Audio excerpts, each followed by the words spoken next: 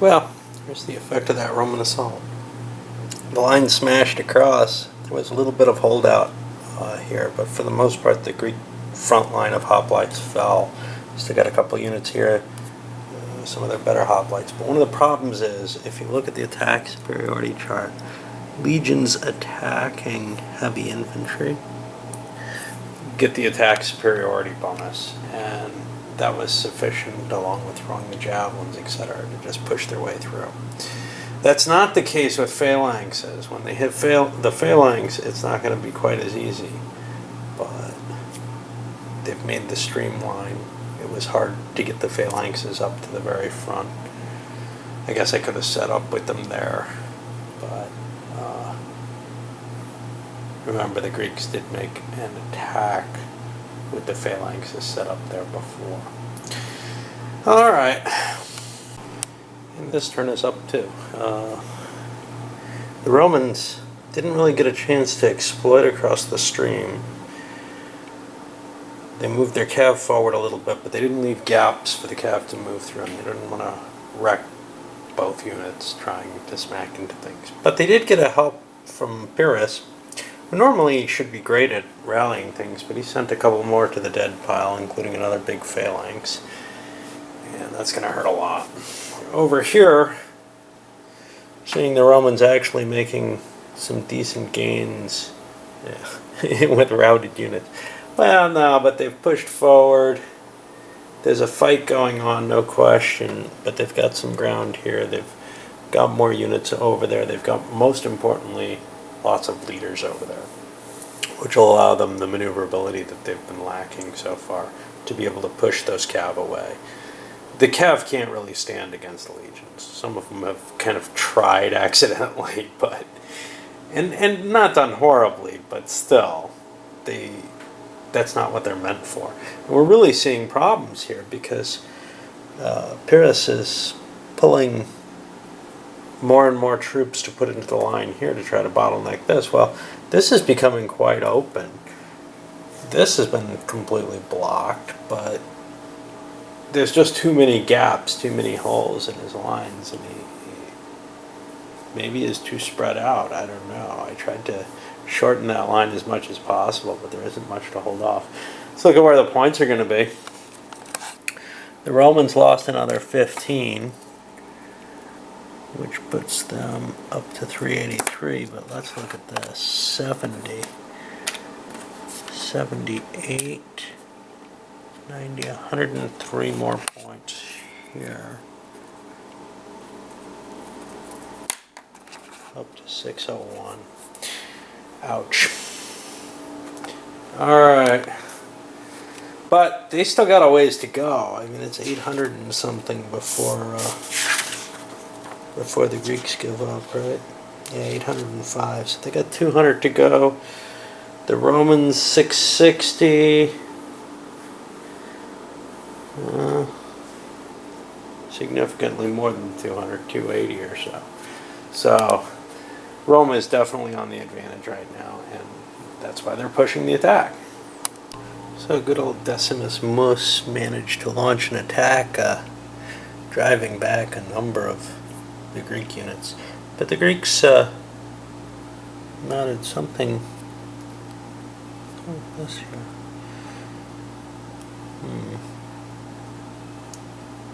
That couldn't be there. Oh yeah. Yeah, it is. It has to go of a counterattack in which trying to figure out why this guy is here. I think he routed after an attack. He can't be there. Oh no, that was this. Okay. They mounted something of a counterattack and then slammed with their heavy cav and drove a couple of those legions routing, as we see. I'm not quite sure what's going on with this unit. It seems unlikely that it would be there. I think it's going to have to retreat, and I'm going to push it 2 spaces. Over here, the cav still is frozen unable to do anything. And we're about to hit the big, well, you got these Greeks, and then we got the remainder over here. So our point totals at the end of this turn are 428 for the Romans, 626 for the Greeks. It's tough to see whether the Romans are really gaining an advantage outside of perhaps the casualty one in terms of positional. This is still an ugly fight. They push their way across the stream in one place but get shoved back in another. And because Pyrrhus is such a good rallier, extended fighting like that is actually good for him. On the other hand, over here, well, again, you see a lot of Roman units routing away, and it's tough for the Romans to get their units out of a combat in good shape. They have one good leader in the area, whereas the Greeks actually have 3 or 4 or better. The Romans have 1 in terms of less. 4 isn't great, but it's a lot better than 2 or 3, which is what the other Roman ones are. Alright, well, that's our position right now. Getting a line command off up here, the Romans were able to basically just demolish that mixed cav medium infantry. The cav actually withdrew, scattered about. It probably would have been bloodier if they hadn't, but the Romans got off kind of light because of it, probably. And they've managed to pop a unit and send a couple more routing. And the Greeks used their own, mainly medium infantry, but some hoplites, charging forward and break the Roman line. See this wonderful little seesaw effect here.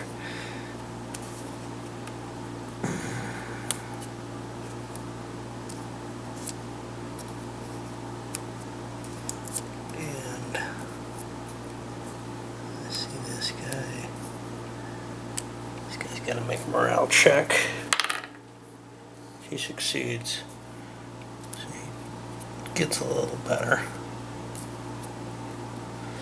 But,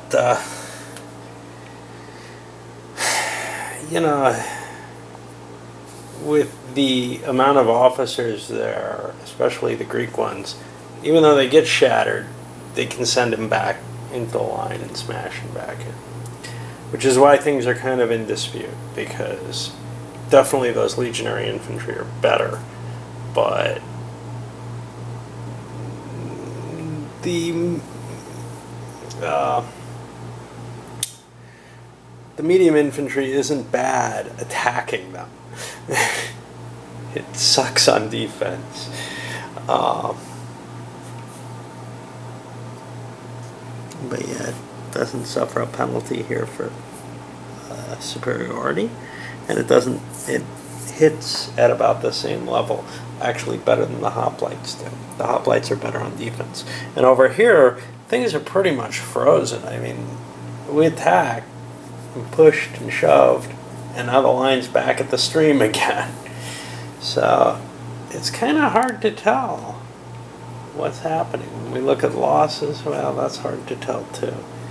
And now we see the pushback with the Greek cav slamming around, doing a couple outflanks, etc., and just basically breaking whatever was left of that Roman advance. There's a couple units here, but you know, they've fallen back to another line, tried rallying there. But it's all very fluid what's happening over there. Not seeing a solid line advancing. And when the line does advance, if it hits someone, it ends up breaking up so much that it does become fair game again for the cav. So here's our final position, and I'll be uploading this one. Romans tried reorganizing, etc., but Sulpicius got trumped. Pyrrhus ended up destroying another good unit, one of them good African units. I don't think anything is going to make it off the map yet. Maybe 1, 2, 3, 4, 5. Yeah, it's getting close. 1, 2, 3, 4, 5. He might. So Rome's going to lose a few more points than they've got sitting over here. And they took quite a few losses, but the Greeks did too. So I should probably come back and score that just to see what's happening. Definitely a last strike by the guard drove one last unit out. Actually popped it. And, you know, it looks to me like the Greeks have beaten back whatever Roman assault there is. Whether or not they're going to win the battle because of that, I don't know. Just closing things out here. Point-wise, the Romans lost 85 or 91, and the Greeks lost 85. Puts us at 519. It's about 100 under. 711. A little under 100 under. So it isn't going to last much longer. At least there's that much.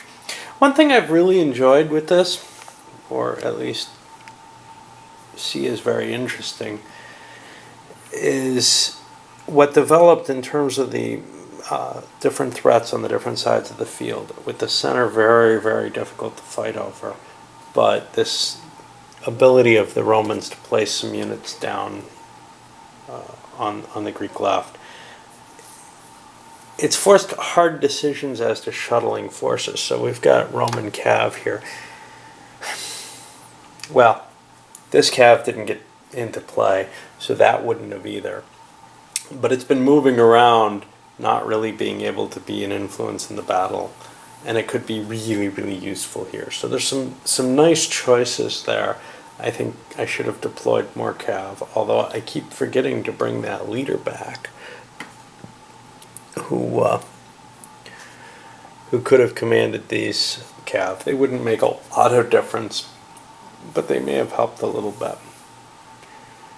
And yeah, it's not a matter of forgetting, it's a matter that Pyrrhus keeps trumping the bastard. Yeah, so there's that aspect, and with the Greeks it's even more pronounced because it wasn't the cav moving around. It's these big infantry formations. Where do I put them? Where's safe? What do I have to do to defend? And of course, the Greeks being on the defensive in this one is a little different from, how the first day went. The Romans tended to have a pretty dense defense across the board, and so there wasn't that real need to make that decision in the first day. But in this day, stretching to the second day, with less troops on the board, and especially with the Greeks on the defensive, I think it's turned into something more interesting than maybe it usually will. Alright, up this one goes.